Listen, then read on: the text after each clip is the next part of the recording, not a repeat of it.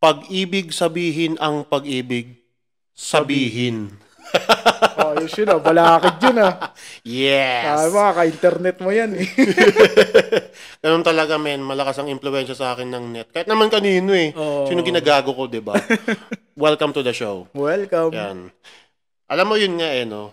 Sa sobrang addict ko sa internet, ang pangit na ng pakiramdam ko tuwing umaga kasi ang nangyayari sa akin, malamang nangyayari sa iba to eh. Yung paggising mo sa umaga, ang unang-una mong iisipin, nasan yung phone ko? Kukunin mo yung phone mo, tapos magsa-scroll ka, manonood ka ng mga YouTube vids, tapos mapapagod na naman yung utak mo, yung mata mo, tutulog ka ulit. Tapos magigising ka late na. Samantalang dapat meron ka nang na-achieve doon sa time frame na yon na nagpo-phone ka. Ang pangit sa pakiramdam. Yung mindless browsing. Yung endless, mindless browsing. Ang unhealthy talaga eh. Tsaka lakas makakain ng oras. Ang pangit na habit. Gusto ko itigil talaga kaso. Ako din ganyan. Ang ginagawa ko na lang, nilalayo ko yung phone ko sa akin pag matutulog na ako. Okay. Para pag gising mo, obligado kang tumayo. Di ba? Para... Yung nangyayari kasi sa akin, pagkagising ko, parang gusto kong makibalita ano nangyayari sa mundo. Ano yung na-miss ko nung natulog ako. Ganun. So, para siyang, let's say, modern newspaper ko. Ganun. Pero hindi naman yung talagang daily news na politics or politics na yung, tawag dito yung everyday happening sa mundo, sa country, sa Pinas, ganun. So, ang ginagawa ko na lang, nung na-realize ko na masyado na akong addict sa pag-browse kahit umaga pa lang, pagkagising ko yun kagad iniisip ko, yung gagawin ko. Ang nangyayari, sa gabi, bago ko matulog, inalalayo ko yung phone ko. Yun, tama yun. Tsaka yung, meron nga sinasabi sila, ewan ko lang kung totoo to pero parang totoo na rin, yung kapag nasa ulunan mo yung phone mo, o kaya pag nasa ilalim ng unan mo yung phone mo, nagkakos daw siya ng parang fatigue sa'yo sa umaga. Paggising mo, groggy ka. Kasi may ano yun, di ba? Yung phone parang radioactive. Ewan ko, di naman scientist. Hindi rin ako scientist. Pero hindi naman siya rocket science. Pero base sa experience ko, parang totoo nga. Hindi ako familiar masyado May mga nagkiklaim na ganun. Parang ano yan yung pag nagre-review ka na sa exam, yung book daw ilagay mo sa ilalim ng table ng unan mo para ma-absorb ng ulo mo. Para tumalino ka. Parang ganun. Gago, puta. Alam mo, minsan naiisip ko, hindi kaya the internet was also a mistake? Hindi naman. Tingin ko overuse. Overuse? Kasi ang laking tulong din ng internet pag may mga bagay na hindi ka alam, di ba? Si-search mo lang. O kaya hanap ko sa YouTube, diba? Gusto mo magbaklas ng pyesa ng bike mo. Di ba? Yung mga how-to.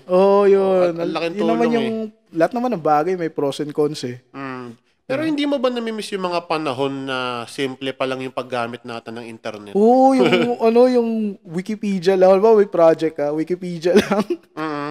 Tapos paste mo sa MS Word. Print. Print. Tapos nag-grade mo Naalala ko rin dati, nung grade 3 ata ako nun. Nauso kasi yung internet usage. Ganyan. Hindi naman kailangan, pero ang nangyari kasi, yung project namin, halimbawa sa history project namin. Search mo lang sa search mo, sino tong bayaning to? Lagay mo yung achievements niya sa tabi. Print mo lahat yan, 10 pages. Meron ka na mataas na grade. Samantalang, kumpara sa mga project na handmade pa. Isusulat mo pa sa libro. Minsan, mas mababa pa grade nun Depende sa standard ng teacher. Pero nakakatakot kasi pwede mo i-edit yung mga info sa Wikipedia. Yun nga Diba? Ngayon nga, insulto na sa kanila yung sa tao yung Wikipedia Saan galing thesis mo, Wikipedia?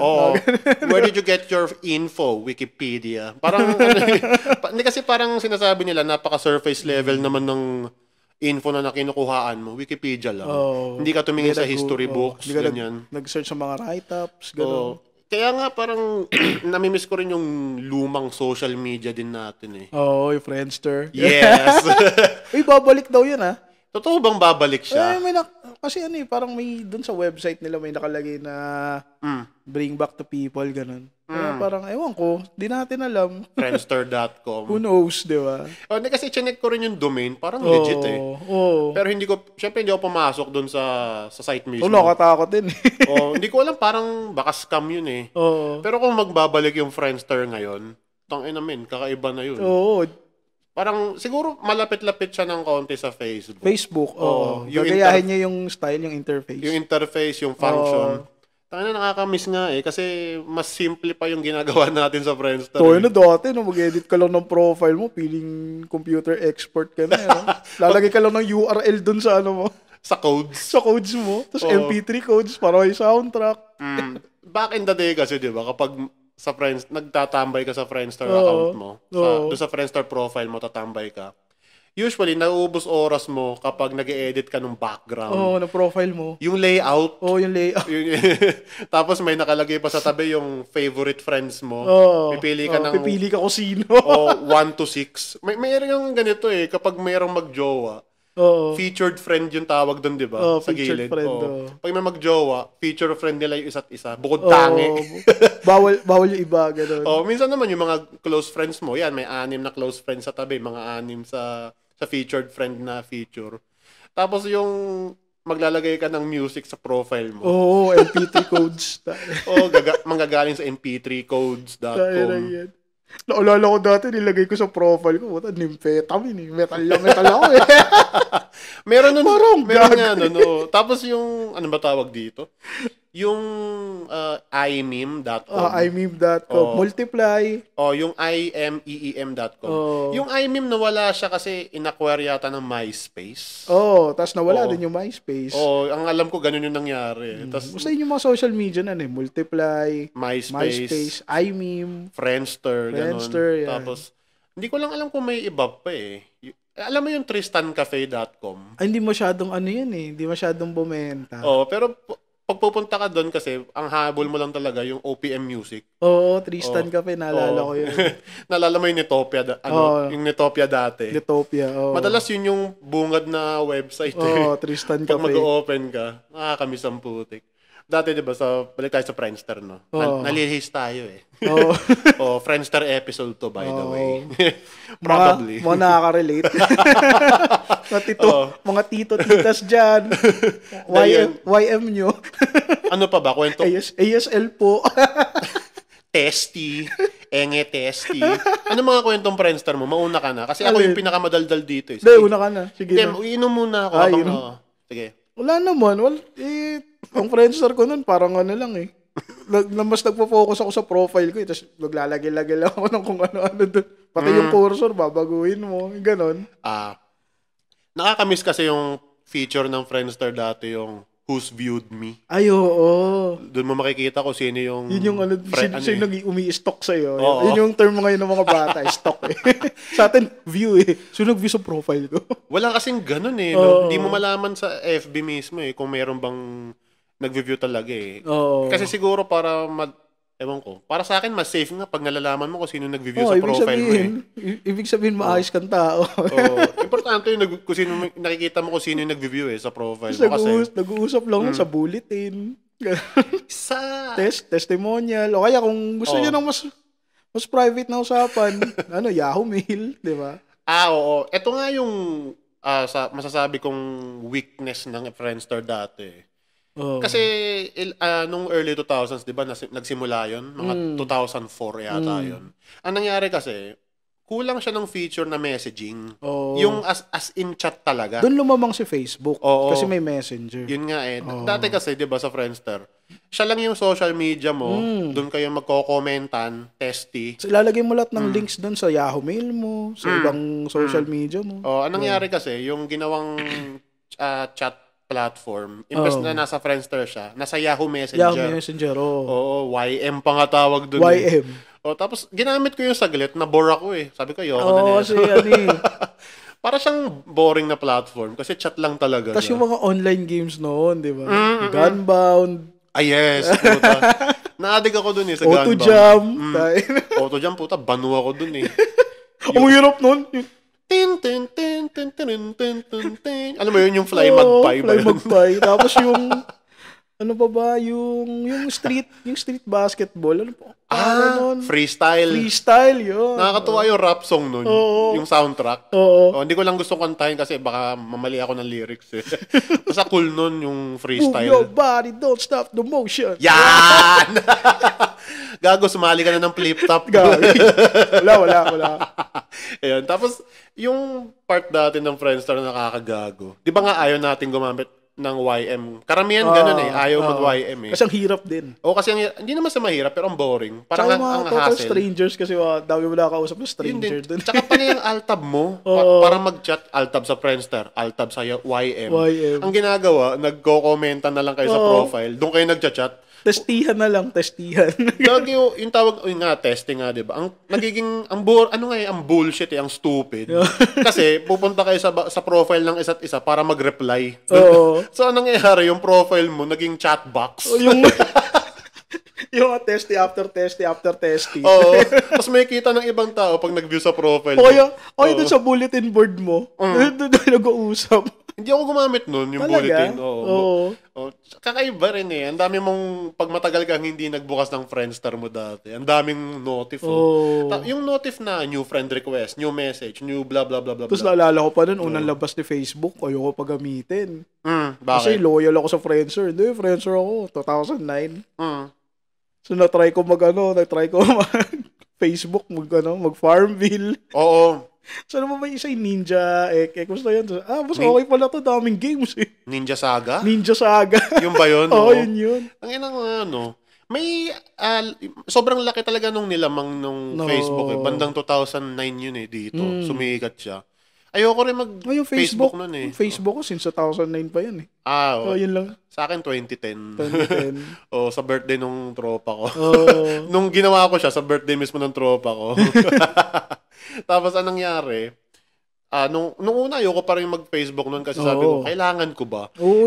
Puta nung college, kailangan mo nga mag-Facebook kasi doon kayo nagme-messagean. Ng mga assignments, ganyan, yung mga projects nyo, ganun. Tsaka nag-crash din yung Friendster nun Kaya ang hinayang ko dun, lahat ng pictures ko nandun Ay, di mo nagugusto yung balikan yun. Konti lang naisalba ko Gago talaga. Hindi, nawala yung profile talaga natin lahat Nawala na. Naalala ko diba dati, white and blue yung layout nun, yung theme, yung theme niya. Naging green, tas white. Ang pangit tas parang parang naging games. Sumabay siya sa Facebook na puro games. Ayun, Si Di Bumenta. Kasi games lang talaga. Tas nag-shutdown. Nag-shutdown. Pero kung bumalik man siya sa panahon ngayon, mahirapan pang makasabay yun. Kasi marami nang na-achieve yung pero Facebook. Pero magbo-boom yun kasi ang dami. Alam mo na ngayon yung mga taong hilig sa nostalgia alam mo, guilty rin ako doon sa nostalgia. Ito nga nostalgia nostalgia episode may iba kasi may iba kasi na OA, yung mga batang 90s na pinanganak noong 1992. Batang 90s kami. Kaya ako pinanganak 1992. 90s naman yun, considered. Hindi, 2 years old ka pa lang. Buta, alam mo na yung culture ng 90s. So, kami. Hindi. Yeah. Siguro, ako kasi 93 ako So, early 2000s tayo. Early 2000s tayo namulat. Pero may glimpse lang tayo nung 90s. Pinanganak ka nung 90s. Pero yung culture kasi nun, iba. Purist. Siguro, pero... Hindi, okay lang. Kasi batang 90s. Parang, early 20s. Ako, early 20s ako namulat. Panahon ng Let's Go. Tamiya. Tamiya talaga. Grabe yung craze niya nun. Naalala ko dati nung tawag dito. Grade school to Nauso talaga yung LimeWire. Isa pa yun. LimeWire. Yun yung unang torrent. Yun yung mga sinaunang Yun yung Pirate Hub. Doon namulat yung mga yun yung mga lolo ng Pirate Hub. Torrent, yan. Yun yung mga lolo nila. Meron pang sumabay dun yung BearShare. BearShare. Naalala ko dati pag magpapa-burn ka, magda-download sila sa LimeWire ng kanta. Okay, ikaw, pag meron kang gadget dati, MP3, MP4. Tangin na sinauna Tapos pupunta ka sa shop, magda-download ka ng mga kanta. Tapos pihikan ka pa Gusto mo galing pa sa album Pero rin doon, sortihan din doon. Kasi minsan, yung mga nada-download mo ng music, hindi pala yun. Tapos may Trojan virus pala, ganun. Oo, gago. Diba? Minsan ganun MP3 file lang, pero may Trojan. Ang gago nga kasi gugustuhin mo lang sana ng something na worthwhile na i-download. Na ang tagal ding i-download Yung mga computer shop noon pag nasisiraan ng PC. Tayo na kasi download. Ba't kasi kaya may LimeWire? Ini-install lang din ng mga bata yun doon. Okay. Doon kasi sa may pinaglaruan ko dati na computer shop, may isang PC dedicated sa LimeWire. Talagang alam nila. Pero nung nasira yung PC, okay, wag na tayo mag-download. Ano yan eh. Pag nasira yung PC, ano ka nun eh. Tawag doon? Reboot? Ayan ang tawag doon? Reformat. May mas worse pa nga ata nung time na yun. Baka kailangan hardware na yung ipalitan. Palit ka ng bagong hard disk. mas bulok dati yung mga PC. Hayop. Sobrang sensitive sa mga virus. Well, syempre, doon pa lang eh. Di tulad ngayon, robust na eh. Tapos yung may mga part din na sinasabi nila na kailangan daw mag-transition na tayo from torrenting, ganyan. Well, dumating na yung YouTube nung time na yun. Tapos dumating na rin yung Spotify. So, hindi mo na kailangan mag-torrent ng mga kanta. Mag-download ng music. Dati nga, ginagawa kong sound tripan lang talaga, YouTube eh. Hindi pa ako nanonood ng mga content na kagaya ng mga content ngayon na commentary, podcasts, o kaya mga documentary sa YouTube. Na-stop lang ata ako mag-download ng music nung nagkaroon ng Spotify. Ako, hindi pa ako tumigil nung time na yun. Pero unti-unti ko na-realize nakakatamad na mag-download. Alam ko, 2018, meron pa yung mga albums pa nun eh. Dina-download ko pa. Dina-download ko pa eh. Pero wala na, hindi ko na ginagawa yun. Ngayon may Spotify na kasi. Yun nga, nakakatamad na rin kasi. Tsaka mas magandang ma-discover mo na lang yung music. Ganun, di ba? Kasi dati pag dina-download mo lang yung kanta, parang mayroon ka lang small bubble mo. Tsaka ang maganda na, obligado ka makinig ng buong album. Yun din. Tapos mapipili mo yung maganda sa hindi. Tapos may mga album na walang tapon. Ganun. Alam mo kung isipin ko nga parang ang pathetic na nung time natin dati pag nagda-download lang tayo ng mga music, ng songs. Di ba? Pipiliin mo lang yung kanta, chachaniin mo. Chachaniin. Ito maganda. Delete. Di maganda, delete. Ayan, boring pala. Hindi tulad yun sa Spotify, sa search mo lang. Okay. Skip mo pag di mo talaga trip. Kung feel mo, makinig ka ng buong discography ng artist na trip mo, di ba? Ginagawa ko yan. Discography talaga. Kasi minsan may mga tidbits doon na hindi mo madidiscover sa mainstream. Ganon. The good old times of internet. Nowadays kasi. Para tayong mga lolo dito. Naku, nung panahon namin. Back in my day. Ine-edit ko pa URL ng page ng Friendster ko. Bakit may background Bisaya? Ko pa Samurai X. Bakit ganun yung accent mo? Bakit redneck na Pinoy. Gago. Redneck na Pinoy. Meron bang redneck na Pinoy? Ewan ko. Kupa lang puta. Gago. May mga chances din kasi na nowadays, mas mababurnout na tayo sa internet. Dati kasi hinahanap-hanap ng katawan natin na gusto kong pumunta sa computer shop para mag-internet lang. Kaya hindi ka ng tropa, Dota na daw. Within hands reach na lang kasi. Lahat ng kailangan mo nasa phone mo lang. Nasa phone mo na eh. Yung mga heavy duty stuff sa PC mo. Well, anyway, that's the history of my internet usage. Yes. Kung babalik ako sa panahon na yun, siguro ayoko na rin kasi kahit ako parang very primitive na rin eh. Hindi ko may enjoy. Hindi mo na may enjoy, totoo. And at the same time, it's part of the past. Nag-grow na tayo from that. Na-outgrow na natin yung na-outgrow na natin. Tumaas din kasi yung demand eh. Nagbago yung taste natin sa internet world. So, mas dumami rin ng toxic ngayon eh, no? Well, gawa ng monetization eh. Alam mo yun nga eh. Tingin ko yung naging root ng problem, yung monetization. Not to say na everybody doesn't deserve to be monetized sa ginagawa nila. Pero ang point lang natin kasi, people do a lot of stupid or dangerous stuff. Para sa clout. Well, napag-usapan na natin yun. Tapos yun nga para sa monetization kasi they go beyond their limits. Parang may threshold kasi. Tapos yung threshold na yun, naabot na nila or probably tinibag na nila. Nilampasan na nila eh. Kumbaga na sila gate crash na sila dun sa threshold na yun. Back in 2019 yata yun. Parang di ba mayroon ng rise ng TikTok? TikTok. Doon na nag-develop yung TikTok brain eh. Alam mo yun yung short attention span natin. Kahit nga sa news eh, di ba? Parang viral ngayon sa TikTok ang isang aso na tapos patla eh. Hindi kasi main source of news na siya ngayon eh. Main source ng news nyo, TikTok. Kahit yung Jessica Soho, nakakaasar. Pag nag-viral lang sa TikTok, gagawa nila ng story. Hindi ko sila masisisi. Kasi Kasi probably dati mahirap makakuha ng scoop. Ngayon ang dali na lang kasi. Kasi nga may internet, may mga social media platform na ganyan. One click away na lang kasi para makakuha ka ng news. So hindi ko masisi kung bakit pumutok yung TikTok, naging trending talaga siya, naging usable siya until now. May napanood akong episode ng Jessica Soho, yung couple na nag-aaway sa ulan. Kasi nakaangkas yung babae doon kay kuya, tapos nag-aaway sila, so nag-walk out. Tapos binuhat siya nung asawa siya sa motor. Puta trending kasi ginawa ng story ng Jessica Soho. Tapos ako parang, gina-glorify yung toxic na relationship. Well, sa part na ganun. Pero gusto ng tao Gusto ng masa Yun nga sasabihin ko na sana gusto kasi ng tao yung may kinalaman sa love story. Tapos, in-interview sila. Hindi kompleto yung araw namin pag di kami nag-aaway. So, putang inang...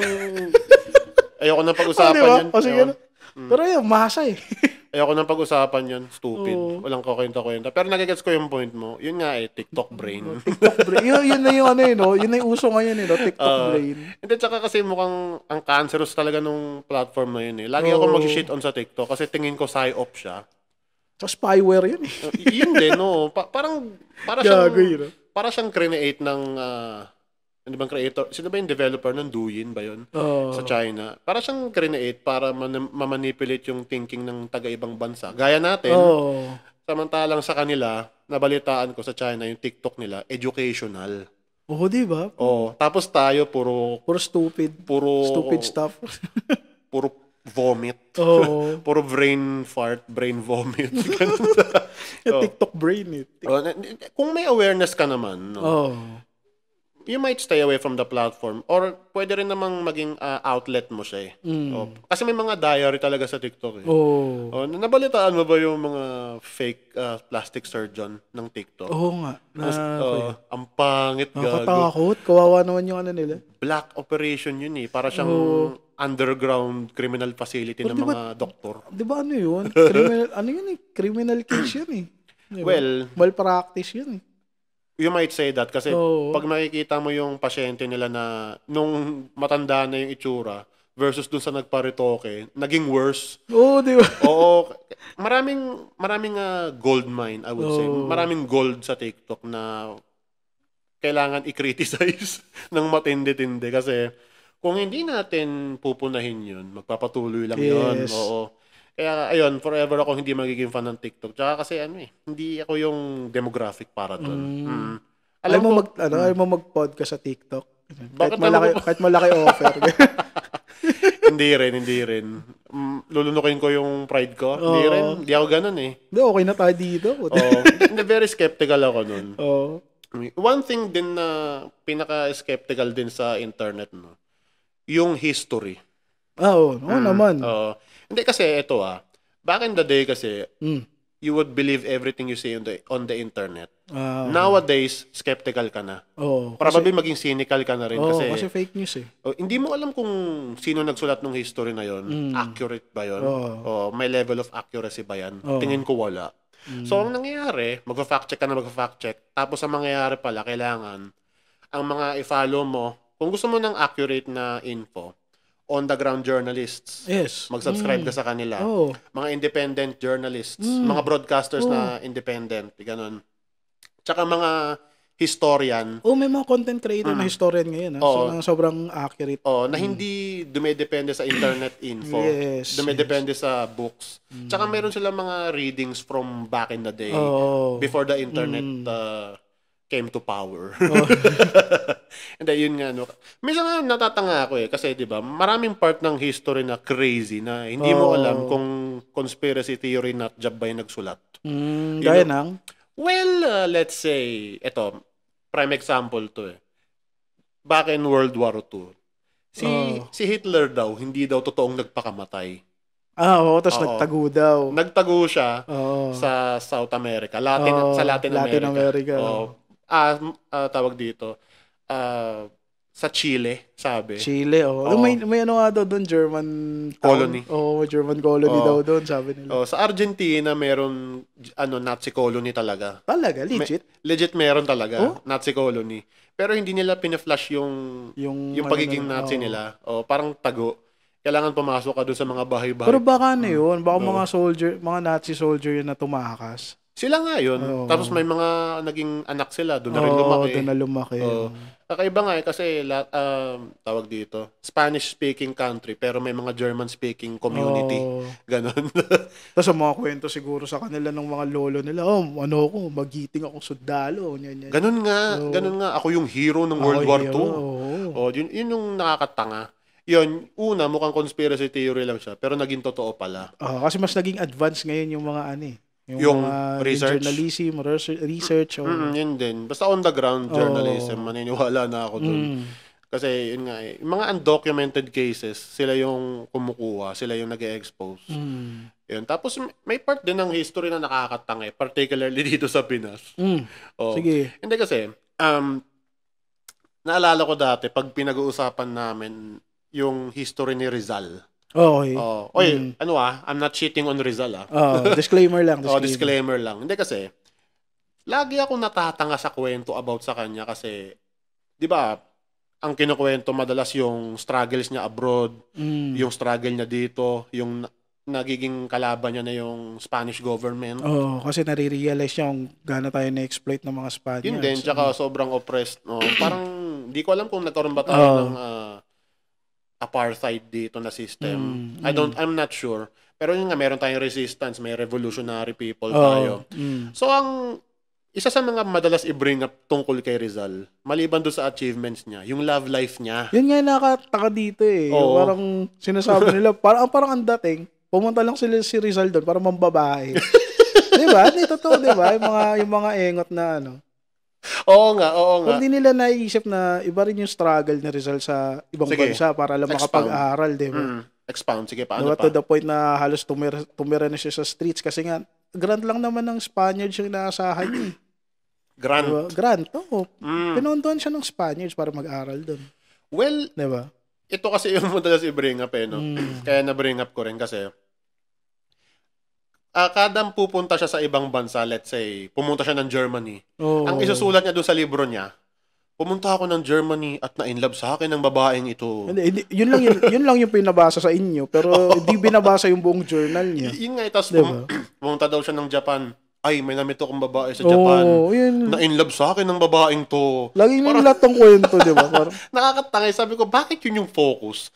Kaya tuloy, ang nangyari sa akin, sabi ko, yun, lagi na lang bang i-bring up yung pagiging playboy ni Rizal? Di ba? Tignan mo, kahit sinong kahit sinong estudyante, tanungin mo, pagkakakalala mo kay Rizal, bayani po natin, babaero. Yun. Diba? Chick boy. Yung media rin kasi, parang yun lang yung pinapakita. Niro-romanticize Kaya may subject tayo ng Rizal para makilala natin siya lalo. Yun nga kasi siya yung pinaka... Kasang tinitignan lang lagi, pagiging babaero niya. Hindi nakita yung mga nagawa niya nun. Yun din, diba? Nakakalungkot lang. Tsaka nakakainis pa dito, yung ipinipilit nila sa mukha mo na ito yung talagang main point kaya namin binibring up sa inyo si Rizal kasi chick boy siya. Ganun yung nangyayari. Pero actually, kung interested ka sa history, huwag kang bias. Yun din, Look at the bigger picture. Ito pa yung isang bad effect sa akin ng kwento tungkol kay Rizal. Yung pagiging chick boy ni Rizal, ang nangyayari sa akin, nasasabi ko sa sarili ko asyumero lang yata to si Rizal. Nadi-disrespect na din siya dahil kakaganon sa kanya na, si Rizal, pumunta sa ibang bansa ng babae lang kayo. Tsaka naging skeptical ako. Talaga bang may naging babae siya sa ibang bansa? Diba, naging subject of debate tuloy. Kaya nasabi ko rin, asyumero si Rizal ang puta. Ganun ako dati. Hindi nila naisip na... Pero alam mo, gusto ko lang kay Rizal, yung well-respected din siya sa Spanya. Kasi bihira yung mga ganong klase ng tao. Yun nga, siya yung literal na pen is mightier than the sword. Yes. The pen is mightier than the sword. Ayos ba yun? Gago ka Bigla ako naging gago Joke lang. May mga part din kasi sa akin na sobrang skeptical ako sa mga history kasi may chances talaga na biased yung historian din. Di sinasabi nga nila, diba? History is written by winners. By victors. Pero isa sa mga fascinating parts ng history of the world is yung mga messed up things na nangyari back in the day. Particularly nung World War II. Oo naman. World War II Japan. Nanking. Imperial Army. Nung Imperial Japan. Yun yung evil. Nanking. Yun yung pinaka-evil na. Evil version ng Japan yun eh. Sila kasi yung pinakakupal ng Asia eh. Dati. Naalala ko dati nung Nanking Massacre. Grabe yun.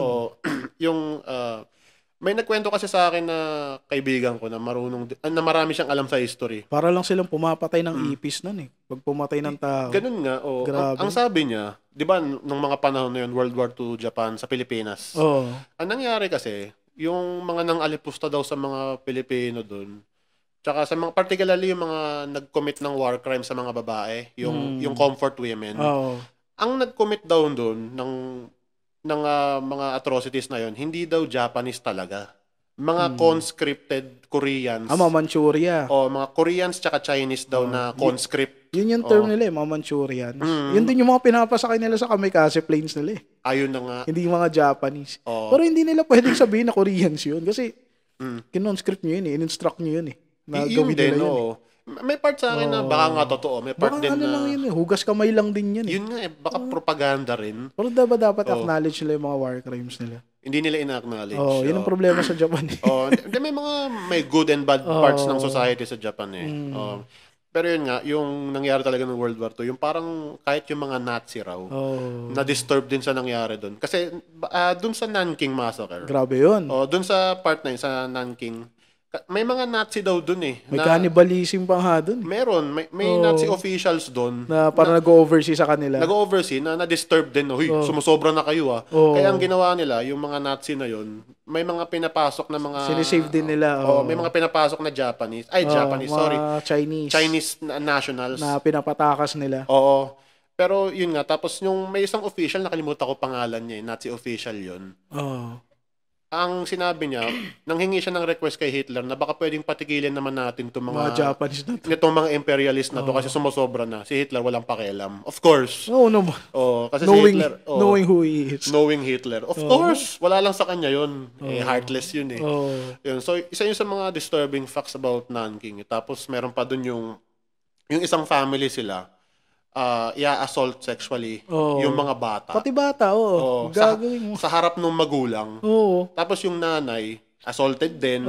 Tapos yung tatay, papatayin ka. Babarilin sa ulo, kaya sasaksakan ng bayan na ito sa leeg. Pero yung isa sa mga nakakatanga din na ginawa nila, talaga yung kamikaze.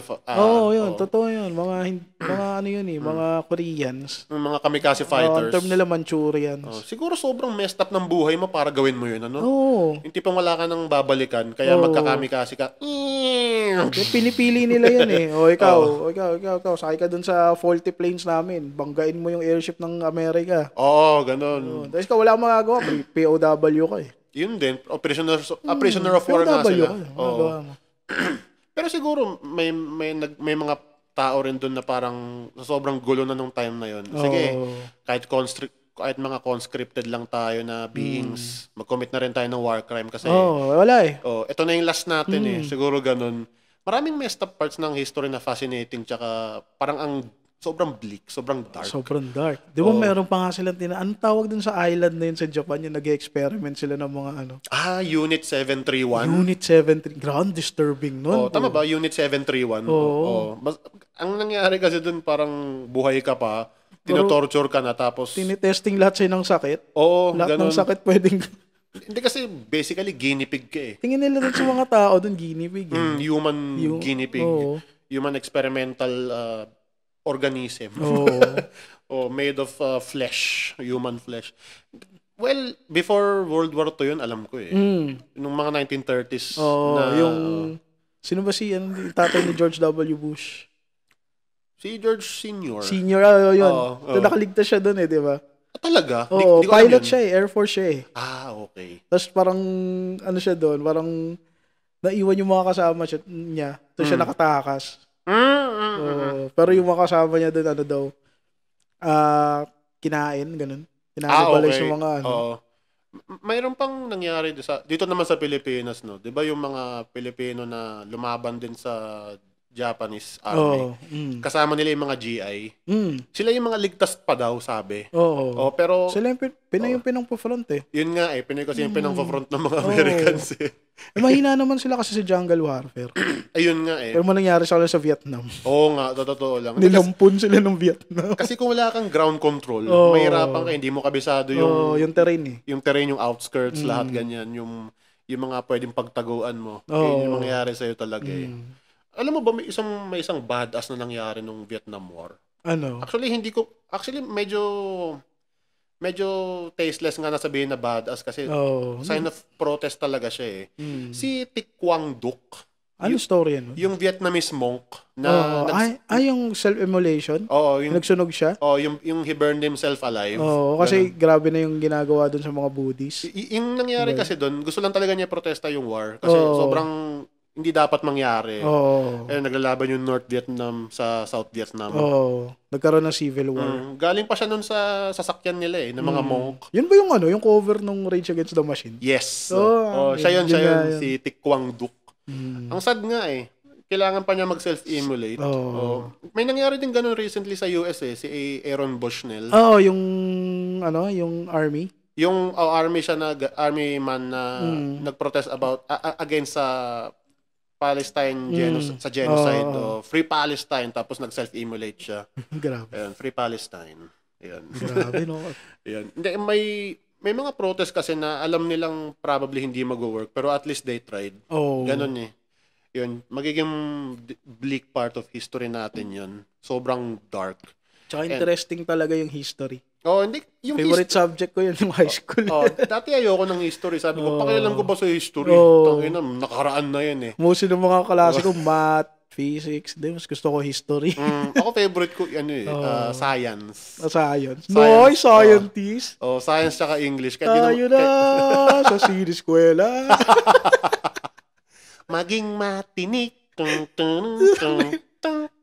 Yon, gusto kong balikan yung mga panahon na yon. Sa Apple. Hiraya Manawari. Puta ina. Nostalgia Hiraya na naman. Manawari. Trip down memory lane. Babother lang ako minsan sa mga fake accusations minsan sa history. Oo naman. Hindi kasi mayroong mga pinagbintangan na war criminal daw, pero yung pala kasi kamukha lang niya yung war criminal na to. Ganon. Maraming cases na ganon. So, nadadaan sa damdamin. Nakakagalit. Nakakatanga sobra. Hindi ko alam kung saan tayo papunta from here kasi probably with the rise of AI na rin. Ayan na, with the rise of fake people spreading false propaganda. Fake, no? Nakakatakot. Yun nga, about sa AI, no? Another AI discussion, by the way. Yes. Hindi kasi, ito muna. Ilang episode na natin binabanggit. Pero go lang. Hindi, endless discussion yun yung sa AI. Pero ito na lang siguro yung, I might say, a part of my pero tingin ko naka-timeline yung AI discussion natin eh. Kasi habang nag-i-improve yung AI, nag-i-improve din yung usapan natin. Hopefully. Knowing this podcast. Tayo yung pinakagagong podcast eh. Pinakabaruba. O at least isa sa pinakagago. Well, anyway, ang nangyari kasi, about a month or so ago, nabalitaan ko yung Sora AI na dinevelop. Sora AI? Yan ba yung yung gumagawa ng mga fake trailers, gano'n ng movie? Tingin ko kasali sila doon. May nakita ko yung Dragon Ball live action eh. Tapos, wow. Ano pa? AI na AI ito Pati yung mga Harry Potter na buff. AI nga yun? Ay, di ba? Sora ba yun? Hindi yata Sora yun. Pero baka ibang variant ng AI. Yung Sora AI kasi, sobrang scary kasi magta-type ka lang ng gusto mo. Halimbawa, gusto kong makakita ng puppy na naglalaro sa snow. Magre-render sila ng video na mga puppy na naglalaro sa snow. Realistic HD. Tain no? Tapos meron naman yung unang video na pumutok doon, yung may dalawang magjowa ata yun, naglalakad sa Japanese village, parang ganun. Ang ganda ng render, pala talaga siyang live action. Kala mo movie. Tapos yung view niya, third person, parang GTA. May mga glitch here and there, makikita mo, pag inulit-ulit mo. Pero ma-fix agad yun. Oo, men. I mean, ang scary ng anong level ang scary ng anong level ng AI nung time na yun. Tapos, paano pa for the next 3 years lang? Di ba? So, sabi ko... 2 years nga lang. Sabi ko nga, nakakatakot na to sa mga susunod na taon kasi, paano kung merong mag-accuse sa'yo ng... Magkaroon ka ng fake accusation, ikaw. Halimbawa, si Frank, ikaw, gusto kang... tawag dito. I-frame sa Gusto kang i-frame up sa crime na hindi mo ginawa. So, ang gagawin nila, kukunin nila yung mukha mo from the internet, isasalpak nila sa video na... Sa Sora, sa AI mo. Na magke-create sila ng video na may kinocommit kang crime. Tapos convincing mukhang ikaw. CCTV footage. Kunyari may binugbog ka. Paano mapapalagan yun? Diba? Yan yung nakakatakot. Unless, madetect na AI lang yun at hindi talaga ikaw yun. Yun naman ang kailangan ngayon, AI detector. Yun nga, AI detector eh. Yun ang kailangan natin ngayon. Yun nga eh. Tsaka nakakatakot lang din minsan kapag may mga fake accusations na ginamit yung AI kasi paano kung bad trip lang sa'yo yung tao? Pinagtripan ka. Na diba? Old boy ka po. Yun nga, na old boy ka. In-imprison ka tsaka for years. Pwede rin siyang gamitin as extortion material. Well, kung you don't know any better, pwede. Diba, babae ka, sabihin sa'yo, ikaw, may napanood ako, porn mo, babae, wala namang kaalam-alam, di ba? Delikado rin sa mga babae kasi, nagsimula na nga ito eh. Merong isang kaso hindi ko alam po sa United States ba to. Ang nangyari kasi, merong isang guy na may mga kaibigan siyang babae. Tapos sa sobrang likot ng utak niya, nilagay niya yung mukha nila sa AI na videos. Sa AI photos yata yun, na nakahubad sila kunwari. So, nasatisfy yung urge niya. Tapos nahuli rin siya. Grabe, no? Para siyang yung mga... Naalala mo dati, pag mag-search ka ng mga nude ng babae. Tapos may lilitaw accidentally sa Google na mga Photoshop face sa mukha ng mga porn star. Ganun. Deepfake, di ba? Hindi pa deepfake yun. Pero yun yung unang fail attempt para magmukha kang porn star eh. Tapos ngayon, may AI na. Mas madali na. Mas ang convincing ba? Kasi... Dati yun nung deepfake pa lang, na-alert na, nakaka-alert na eh. Parang nakaka-disgust na rin. Tapos ngayon, mas lalala pa. Sino ba yung streamer na nasira yung career? Kasi pagka-minimize niya, nakita dun sa folder? Sa thumbnail niya, naka-open yung website na puro deepfake. Ay, hindi ko alam. Ang alam ko... Nakalimutan ko yun eh. Tapos may asawa na siya. Hindi ko alam kung sino yun. Ang lala, no? Nakalimutan ko yung pangalan eh. Pero na-discuss ni Moise critical yun. Pero puro deepfake ng mga adult people? Hindi, friends niya. Ay, gago. Mga Twitch streamer din. Sila Pokemon. Gago. May ganun. May nga siya. Meron siyang fantasy. Dark fantasy. Yikes. Yun nga, nakakatakot lang kasi pwede kang ma-criminalize dahil lang doon. May mga naiisip lang din akong gawin minsan kapag AI. Halimbawa, gagamitin ko lang siyang for reference. Ganun lang. Pero kung gagamitin ko siya for my dark fantasies, sobra na yun. Yun yung nakakatakot pag na-overuse. Yan nga. Lahat naman ng bawal, masamang masarap. Lahat ng sobra. Bawal. Gago. Ang annoying talaga eh. Tsaka yung nagkaroon din ng rise ng mga annoying na singers dahil din sa AI eh. Yung nagkaroon sila ng idea na, pwede ko palang kopyahin tong beat na to. Lalagay ko yung kanta ko. Ganun. Tignan mo yung nangyari. Sino ba yun? Si Shaira. Si Selos. Yung Malenka, yung Troublesome friend. Yung ni-rip off niya yung... Hindi lang daw yun yung ginaya niya eh. May iba pang kanta. May iba pa daw eh, baka naman kasi hindi niya ine-expect malay ba niya na magte-trending talaga? Oo nga. Totoo lang, ano bang appealing sa budot? Brain. Diba? Ano bang appealing sa budot? Naging dance craze eh. Kaya sa pala. TikTok. Viral ngayon sa TikTok. Na naman. Tangina yan. Wala namang hindi nagva-viral sa TikTok eh, puto. Saan ba nagsimula yung budots? Sa pagkakaalam mo? Hindi ko, pero alam ko diskuhan yun sa probinsya, ganun yung mga sounds. Hindi ko alam kung saan galing yung budots na term, pero ang term talaga diyan disco. Pag may fiesta sa probinsya, disco, ayan, yun yung sounds. Blast beat kasi. Para siyang Ano na? Parang yung tawag, anong laruan yun yung mga chicken na nakanganga? Oo, yung squeaky. Oo, squeaky. Ganun. Oo, parang squeaky noise nga. Naririndi nga ako eh. I mean, whatever, no? Yun yung rave party sa probinsya. Yun nga eh. Para siyang yung, tawag dito, yung techno. Techno. Techno rave, nila. rave. Techno rave nila. Na term na budots, ewan ko saan galing o anong ibig sabihin ng budots. Sabi nila galing daw ng Thailand. Hindi ko alam.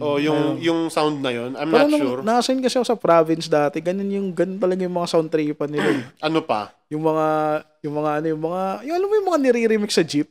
Okay. DJ! DJ Robin remix. Yan. Ganon yun. Gago dati sa jeep, naalala ko, nung bata ako, madalas gamiting beat yung kanta ni Mary J. Blige. Yung Family Affair. Family Affair.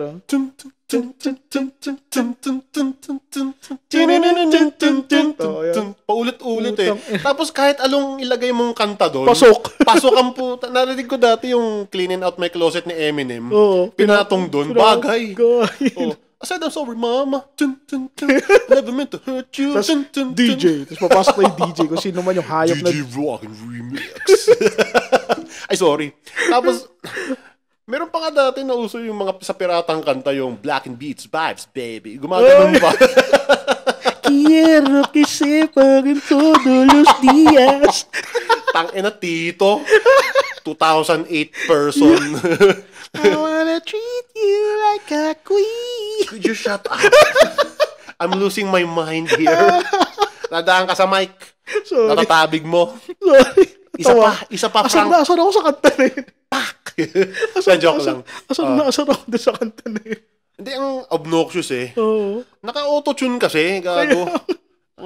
Alam mo, ginaganon yung lalamunan niya. Alam mo, na-appreciate kong auto-tune. Bukod tangi. Sino? Yung auto-tune ng kanta ni Tupac. Naman, California. California love. Lately nga pala, nakikinig ako ulit ng mga kanta ni Tupac. Nakakamiss ang puta. Tsaka na-realize ko, mukha pala siyang Arabo. Si Tupac, mukha siyang Arabo eh. Arabo ba siya? I'm not sure. Pero tunog Arabo yung Shakur na apelido niya eh. Yung Tupac Shakur.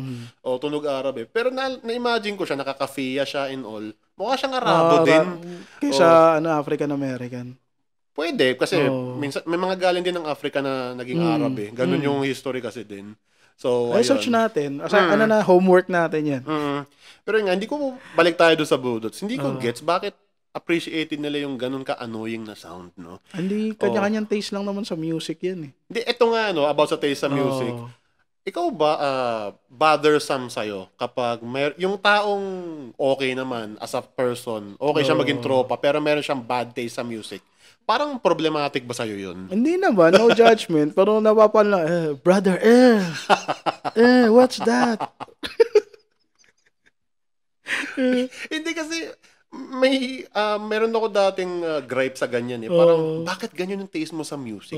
Tapos na-realize ko, ako pala yung asshole. Kasi kasi probably siya, hindi rin niya trip yung taste ko sa music eh. Dati nga napaka-gatekeeper ko sa music noon. Ganon din ako. Ang asshole ko nga eh. Na-realize ko eh. Ang condescending ko. Hindi kasi pag tumatanda ka na, parang, trip mo yan, bahala ka na.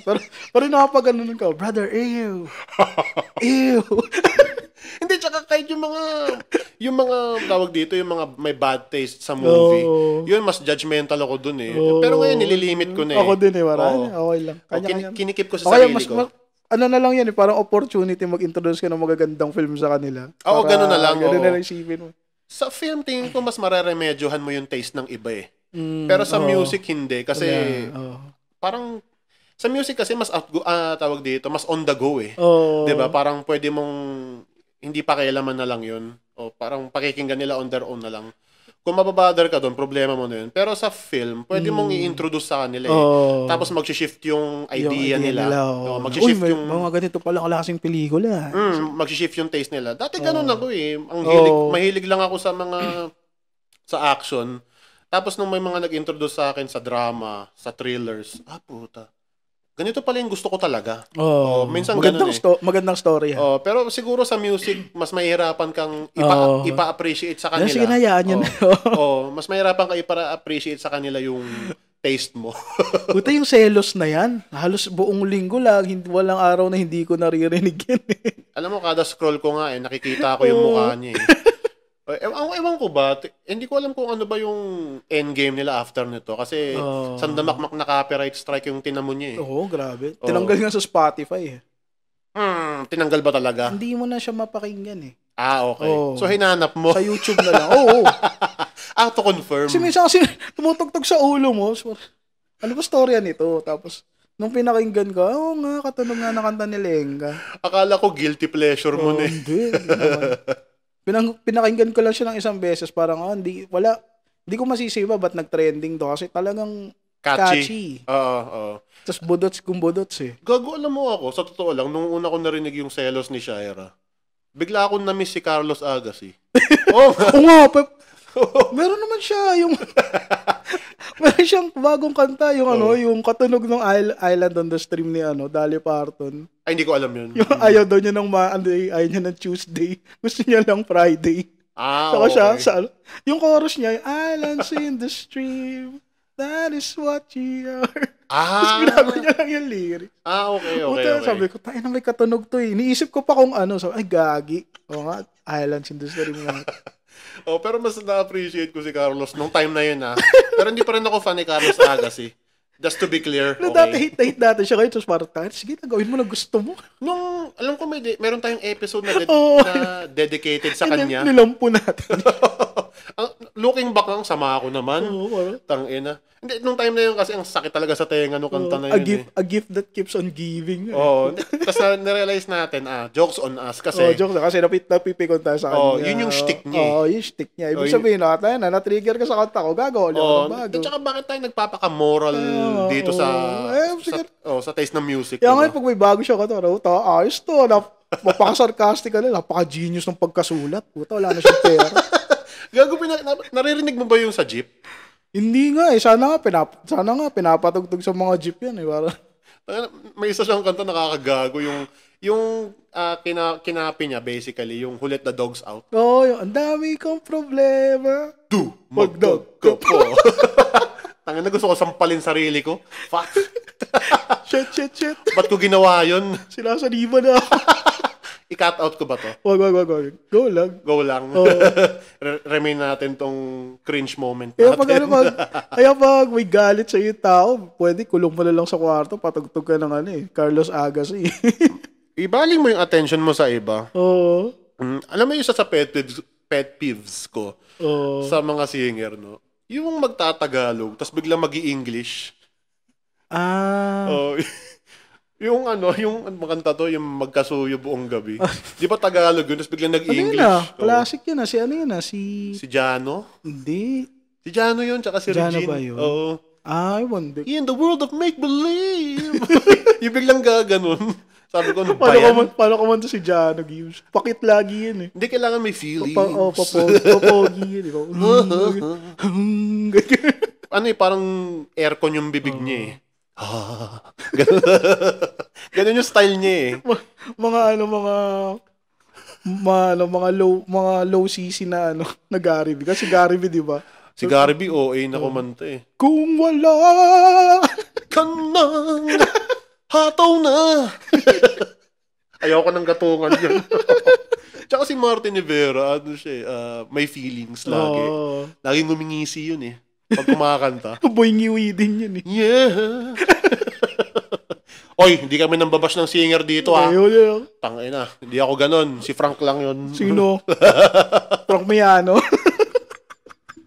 Frank Miano ang puta. Yikes. Dude, bakit ba hanggang ngayon pinag-uusapan pa rin yan? Dine-debate pa rin yung diskarte tsaka diploma. Pumapatol kasi. Tangina, nakakaumay ni. Ulitin ko importante yung diploma kaysa sa diskarte. Paano ko matututo ng diskarte kung hindi ka nag-aaral sa school? Sorry na, huwag ka na magalit. Putang ina. Basahin kita eh. Pili. Pag nagkasakit ka, pipili ka. Gagamot sa'yo albularyong may diskarte o yung doktor na may diploma. Oo nga naman. Tangina, kayo maniwala Frank Miano, scammer yun. Tangina nun. Sabihin ko pa sa harap na mukha niya, scammer ka, gago. Wala naman, may mga nagtitake seriously ba sa kanya? Hindi, ngayon parang na lang siya, ginagawa na lang siyang clown eh. Laughing stock. Laughing stock na lang siya eh. Dude, mukha pa lang, sa itsura pa lang niya, alam ko nang gagago na siya eh. Daming business. Mga di naman sikat. Diba? Tingin ko, ordinary guy lang siya eh. Tapos may yes man pa siya na millionaire daw, pero walang pambili ng skincare. Tingin ko may hype man lang siya. Hype man niya yun eh, si Tigi Doinkies. Tigi Doinkies? For Tigidig. Puta. Sama no? Kinis no? Uy, pogi ka kasi. Pogi mo kasing hayop ka eh. Puta. Gag. Minsan ba, parang pag tumitingin ka sa salamin, tangin ng pangit. Oo, araw-araw.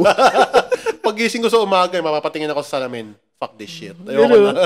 Yung bago ka maligo. Di minsan ganun eh. Pag pagod ka talaga, lumalabas sa balat mo yung pag stress ka na. Titignan mo yung salamin. Ang ina mong pangit.